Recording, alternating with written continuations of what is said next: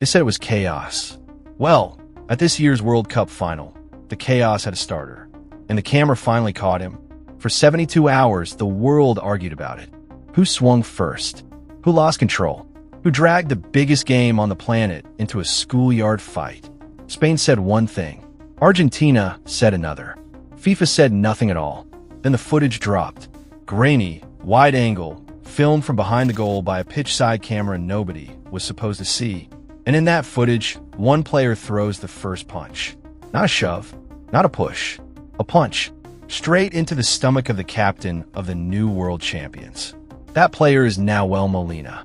And this is the story of how one right hand, thrown 3 seconds after the final whistle, may have just cost Argentina their spot at the 2030 World Cup.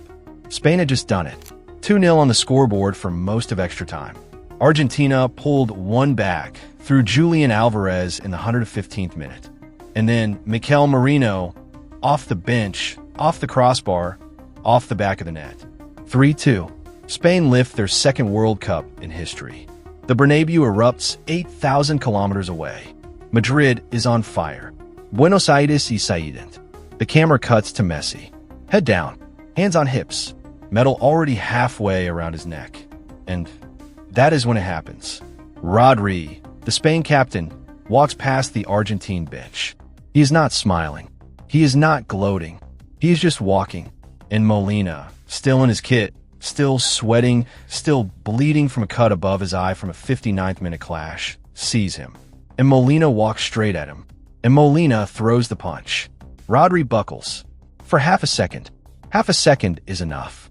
Because half a second later, Leandro Paredes runs in and grabs Eric Garcia by the throat.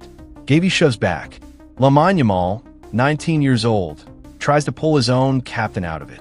And within 4 seconds, 22 men are throwing hands on the pitch where they just crowned champion.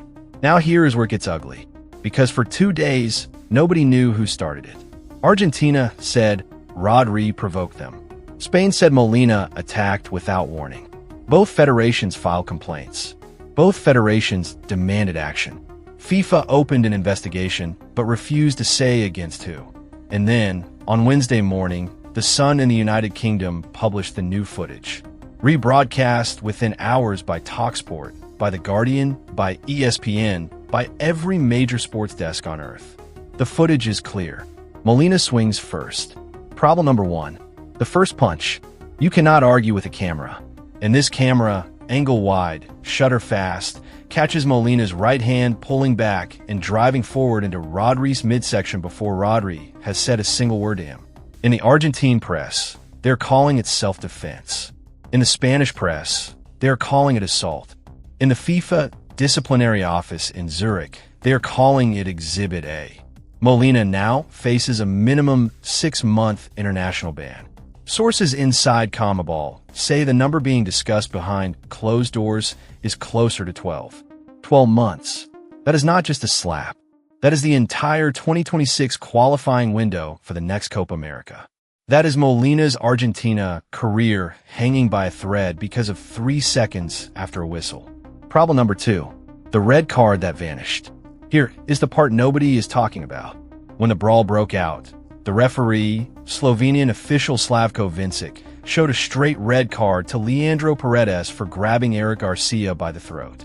That red card was shown at 97 minutes and 42 seconds of stoppage time, which means, technically, under FIFA regulations updated in 2025, that red card carries an automatic 3-match international suspension. But when the official match report was filed 48 hours later, the red card was gone. Vanished. Erased. Never happened. The Independent broke the story on Monday.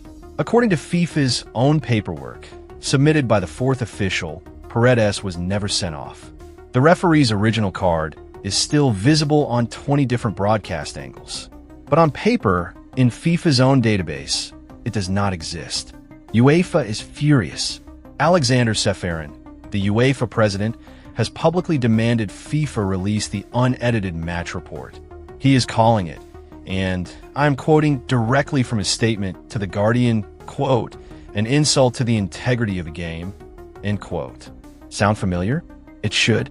Because this is the exact same language UEFA used 2 weeks ago when FIFA quietly lifted Fuller and Balogun's red card ban to let the United States team keep their striker in the round of 16.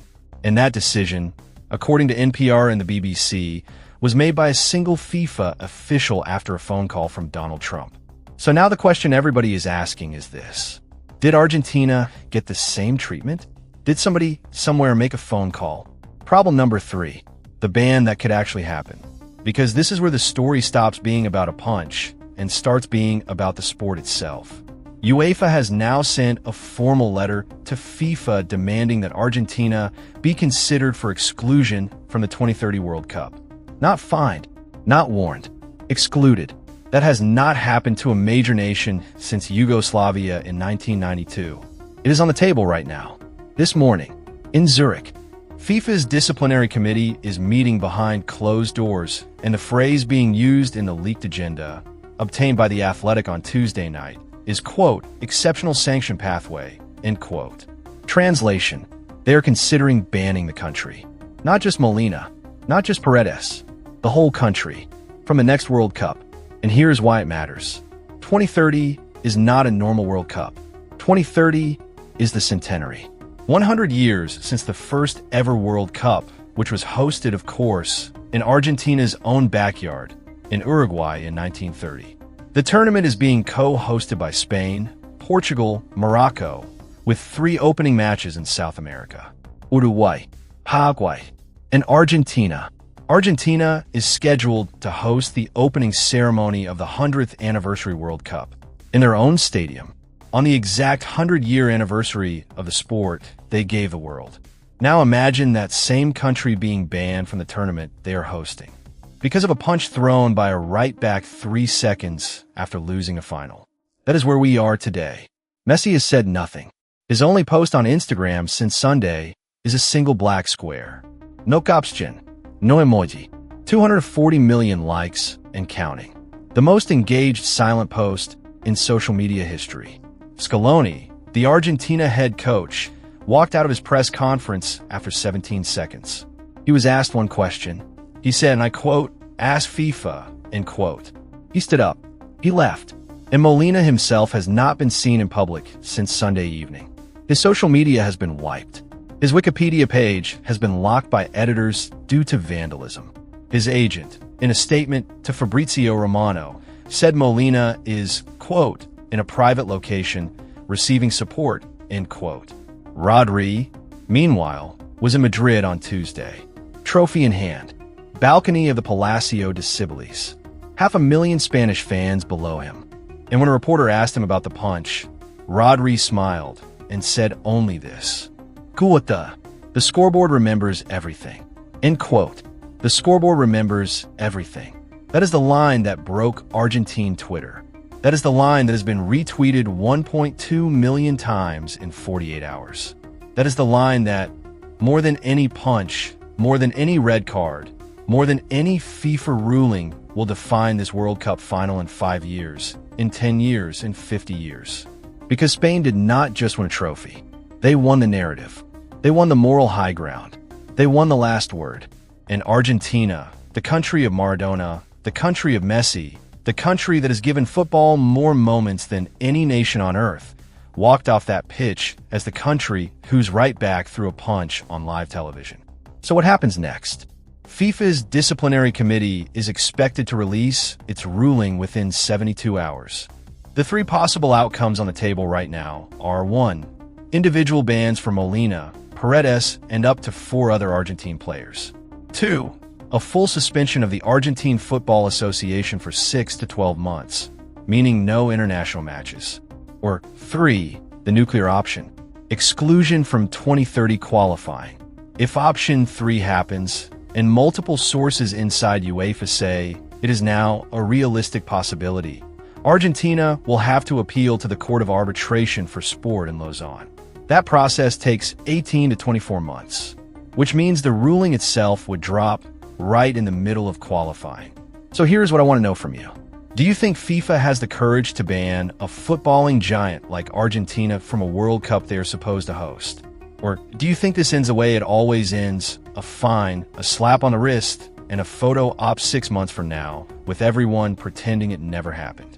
And second question, if you had to choose one moment from Sunday night to be the moment that defines this entire tournament forever, is it Marino's winning goal? Is it Messi's silent walk? Is it Rodri lifting the trophy? Or is it that 3-second frame of Molina's fist and the punch that may just have redrawn the map of world football? Let me know down below.